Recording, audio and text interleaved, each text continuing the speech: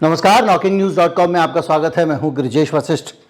सबसे ज़्यादा समझदारी और संयम का विषय है हम सबके लिए। आज का दिन इस देश के सभी नागरिकों के लिए बहुत ज़्यादा शांत और संयम के साथ काम लेने का है, चाल में नहीं फंसने का है। एक निराश, हताश और हारते हुए महाराजा ने अपनी खीज उतारते हुए एक ऐसा पैंतरा चला है जिसमें देश उबल उठे और सारे असली मुद्दों से ध्यान एक तरफ हो जाए। चुनाव को हम भारत के नागरिकों को, कांग्रेस क्या चाहती है, बीजेपी क्या चाहती है, ये ज़्यादा मायने नहीं रखता है। हम भारत के नागरिकों के लिए ज़रूरी है कि चुनाव हमारे मसलों पर रहे, हमारी ज़रूरतों पर रहे। दुर्भाग्य से सबसे बड़ा अफसोस इस देश की सरकार को ये है कि उसको चुनाव हमारे मसलों पे रखना पड़ रहा है। कल के वीडियो में मैंने बताया था कि किस तरह से ना चाहते हुए भी, अपनी विचारधारा के खिलाफ होते हुए भी भारतीय जनता पार्टी जन पक्षधर, जनहित के और वेलफेयर स्टेट के, लोक कल्याणकारी राज्य के मसलों को उठा रही है। किस तरह से अमित शाह कह रहे हैं कि ना तो सेकुलर शब्द हटेगा न संविधान बदलेगा। किस तरह से मोदी जी कह रहे थे कि इस देश की धर्मनिरपेक्षता को कोई छीन नहीं सकता है। संविधान को अगर डॉक्टर अंबेडकर भी उतर के नीचे आ जाएं तो नहीं बदल सकते हैं। 2 दिन पहले तक एकदम से लाल से गिरगिट भगवा हो गया। अब पीएम मोदी ने जो बयान दिया है उसको लेकर बहुत ज़बरदस्त बयान खड़ा हो गया, क्योंकि एक ही बयान में कुछ लाइनों में उन्होंने 10 बड़े झूठ बोल दिए हैं, और ऐसे झूठ बोल दिए हैं जिन झूठों का समय समय खंडन होता रहा। एक पकड़ेंगे तो दूसरा हाथ से निकल जाएगा, दूसरा पकड़ेंगे तो तीसरा निकल जाएगा। बयान आप सुन चुके होंगे, लेकिन फिर भी बता दूं क्योंकि बात आगे बढ़ानी है। पहले जब उनकी सरकार थी उन्होंने कहा था कि देश की संपत्ति पर पहला अधिकार मुसलमानों का है। इसका मतलब ये संपत्ति इकट्ठी करके किसको बांटेंगे? जिनके ज्यादा बच्चे हैं उनको बांटेंगे। घुसपैठियों को बांटेंगे। क्या आपकी मेहनत की कमाई का पैसा घुसपैठियों को दिया जाएगा? आपको मंजूर है? ये कांग्रेस का मैनिफेस्टो कह रहा है कि वो माताओं बहनों का सोने का हिसाब करेंगे, उसकी जड़ती करेंगे, जानकारी लेंगे और फिर उस संपत्ति को बांट देंगे। और उनको बांटेंगे जिनको मनमोहन सिंह जी की सरकार ने कहा था कि संपत्ति पर पहला अधिकार मुसलमानों का है।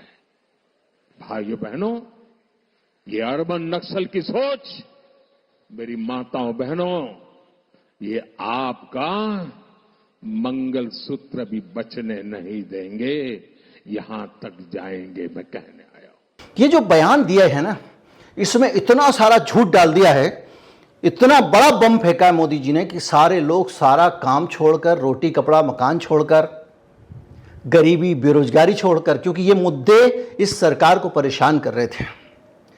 बेरोजगारी और महंगाई का मुद्दा, गरीबी का मुद्दा, इलाज का मुद्दा, शिक्षा का मुद्दा। सिर्फ 2% लोग हिंदू मुसलमान के मुद्दे पर वोट डालने वाले थे। अभी 4 दिन पहले ही तो सर्वे आया है। मोदी जी तिलमिला रहे थे क्योंकि उनको लग रहा था, और वो बार बार सांप्रदायिक मसले लेकर आ रहे थे। मैंने आपको बताया था, बुझे हुए चेहरे से चेहरे पे 12 बजे होते थे। जोश ही नहीं था, क्योंकि उनको पता था कि उनके मुद्दे नहीं चल रहे हैं। उसके बाद इन्होंने ये पूरी व्हाट्सएप यूनिवर्सिटी एक साथ छोंक दी।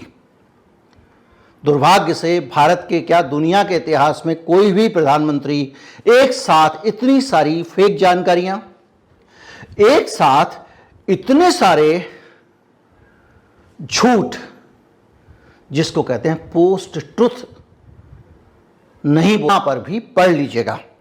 मनमोहन सिंह ने उस बयान में एक बार भी नहीं कहा था कि संपत्तियों पर पहला अधिकार मुसलमानों का है। That without discussing the merits of Mr. Narendra Modi, I sincerely believe that it would be disastrous for the country to have Narendra Modi as the Prime Minister. अब ये संपत्ति किसको बांटेंगे का मसला कहां से आया? मोदी जी तो वेलफेयर स्टेट चला रहे हैं, देश भर में फ्री का ये फ्री का वो। मैंने पूरा एक कल वीडियो बनाया है। वामपंथी विचारधारा के चरणों में पड़े हुए हैं, समाजवाद के पक्षधर हैं, पूरा पिटारा खोले हुए हैं, बड़े अफसोस के साथ खोले हुए हैं, क्योंकि इनकी तो ये तो रेबड़ी मानने वाले लोग हैं। ये लोग तो गरीबों को देने वाली चीज़ों को मुफ्तखोरी और रेबड़ी बांटते हैं, ये बांट रहे हैं। तो इनको बड़ी तकलीफ थी, तो इन्होंने ये बोल दिया कि, और फिर ये बोल रहे हैं जिनके ज़्यादा बच्चे होंगे उनको बांटेंगे। ये बहुत बड़ा झूठ आरएसएस फैलाता आ रहा है कि किसी एक धर्म के लोग ज़्यादा बच्चे पैदा करते हैं। तरह तरह के डेटा आ गए हैं और अब ये चीज़ भी सामने आ गई है कि अब बच्चे पैदा करने की दर मुसलमानों की हिंदुओं से ज़्यादा तेजी से गिर गई है। वो परिवार नियोजन पे ज़्यादा सोच रहे हैं, लेकिन देश का प्रधानमंत्री झूठ बोल दे। अब आप एक सेंटेंस में 10 फैक्ट चेक नहीं करोगे, लेकिन इन सारी सच्चाइयों को आप मेरे अलग अलग वीडियो में पा सकते हो। क्या आपकी मेहनत की कमाई का पैसा घुसपैठियों को दिया जाएगा? फिर वही सवाल, घुसपैठिए कौन है, इस पर भी मैं वीडियो बना चुका हूं। क्या घुसपैठिए मुसलमान ही होते हैं?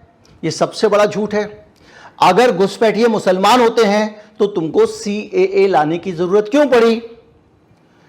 क्यों तुमको उन लोगों को भारत की नागरिकता देने के लिए कानून बनाना पड़ा? ये आप में बड़ा सवाल है। बांग्लादेश से जो बहुसंख्यक हैं, अगर वहां अल्पसंख्यकों का उत्पीड़न हो रहा है तो वो पलायन करके क्यों आएंगे? पलायन करके आएगा तो अल्पसंख्यक आएगा। अल्पसंख्यक कौन आएगा? हिंदू आएगा। और इन सब तार्किक बातों को भी छोड़ दें तो आंकड़े गवाह हैं। भारत में बड़ी संख्या में ऐसे विदेशी नागरिक हैं जो यहाँ शरण लेकर रहते हैं, चाहे वो रोहिंग्या हो। रोहिंग्या के भी मुसलमान होने पर बहस है बहुत बड़ी, बांग्लादेशी होने पर भी बहस है, और उनके वर्मा का होने पर भी बहस है। मानवीय आधार पर वो यहाँ पे आए, लेकिन ये कहा गया कि ये मुसलमान हैं, घुसपैठिए। घुसपैठियों को दिया जाएगा। आपको मंजूर है क्या ये? क्या भारत के मुसलमान घुसपैठिए हैं? इस देश की 20 करोड़ आबादी घुसपैठिया है, लेकिन ये झूठ बोला गया। मैं बार बार कह रहा हूं, मुझे और आपको समझने की ज़रूरत है, हम इसमें ना उलझें। ये हिंदू मुसलमान करे, आपके पास वोट मांगने आए, कहना छोड़ हिंदू मुसलमान, ये बता नौकरी कहाँ है? ये बता कि भैया महंगाई इतनी क्यों बढ़ रही है? अडानी का खजाना क्यों बढ़ गया? अडानी के खजाने क्यों बढ़ दिए गए और अडानी के कर्जे क्यों माफ़ किए गए? आरएसएस भी अडानी की तरफ से क्यों लड़ रहा था? ये सवाल पूछ लेना, अपने आप दूध का दूध पानी का पानी हो जाएगा। और सुनिए, ये कह रहे हैं कि कांग्रेस का मैनिफेस्टो कह रहा है कि वो माताओं बहनों से सोने का हिसाब लेंगे। कांग्रेस के मैनिफेस्टो में कहाँ लिखा हुआ है? कोई बता दे, हम सब ने पढ़ा है। लेकिन मोदी सरकार ने आपकी, हमारी सबकी संपत्तियां जब्त करने का, खासतौर पे सोना जब्त करने का प्लान बनाया था।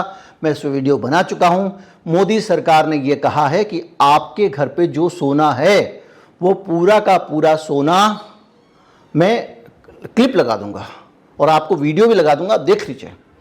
आपको बताना पड़ेगा कि आप उसके मालिक हो।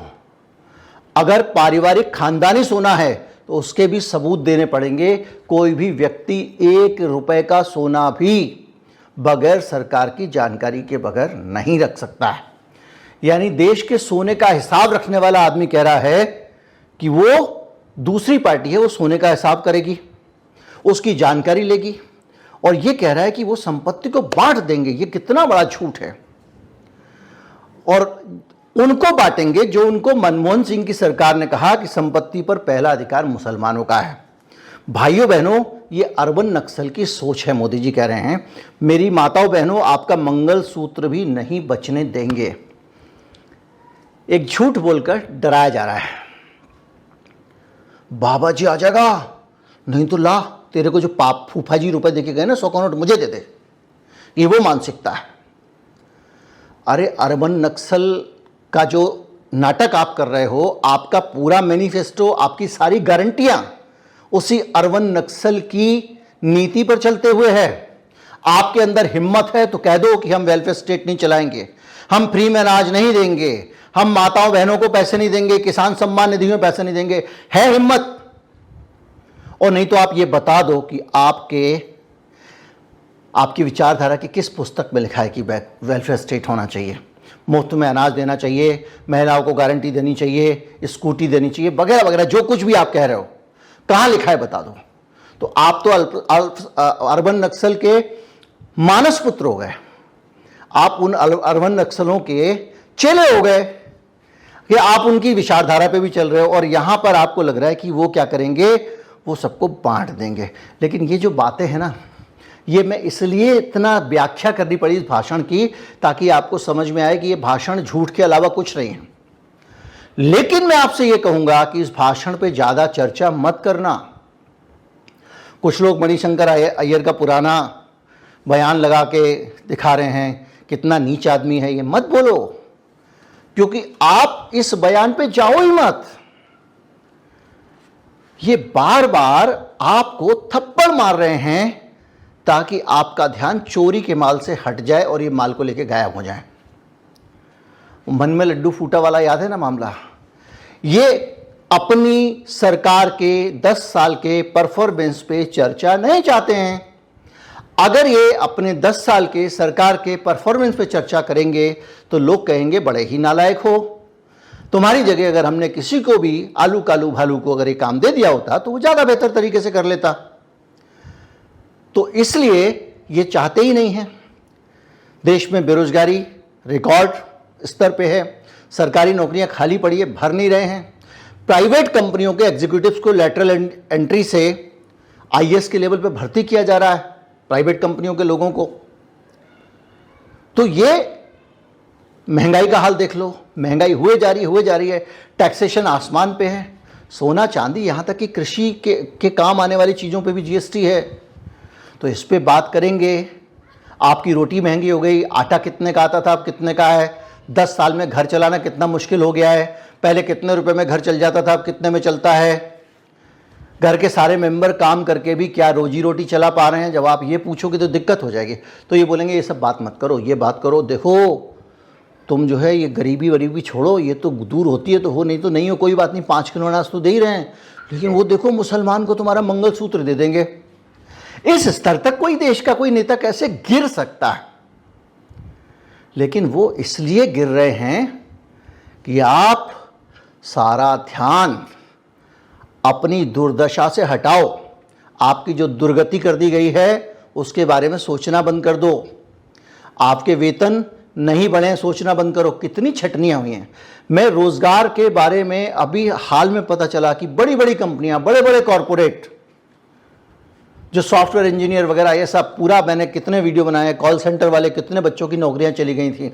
हर तरफ से रोजगार का संकट है। और ये कोविड के कारण नहीं, कोविड के बाद में भी अलग अलग समय पे भारत में, भारत के जो टेकी हैं या दूसरे लोग हैं, उनके रोजगार गिरते रहे हैं। अभी हाल में एक खबर आई थी जिसमें बड़ी संख्या में भारत की एक बड़ी कंपनी ने, बहुत बड़ी कंपनी ने छटनी की है।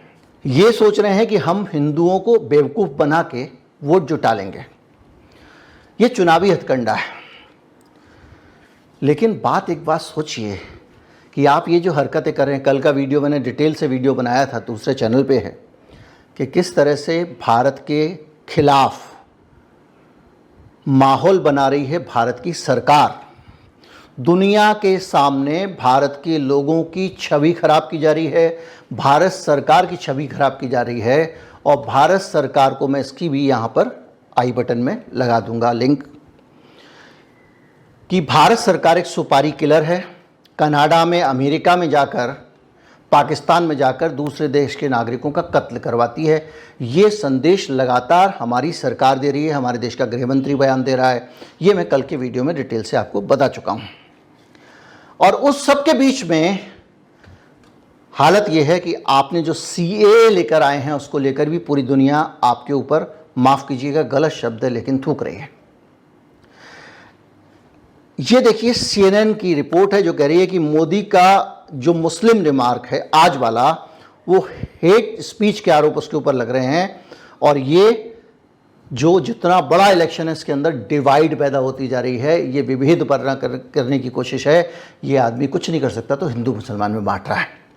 सीए पर एमनेस्टी इंटरनेशनल ने रिपोर्ट लिखी और कहा है कि citizen amendment act is blow to Indian constitutional values and international standards.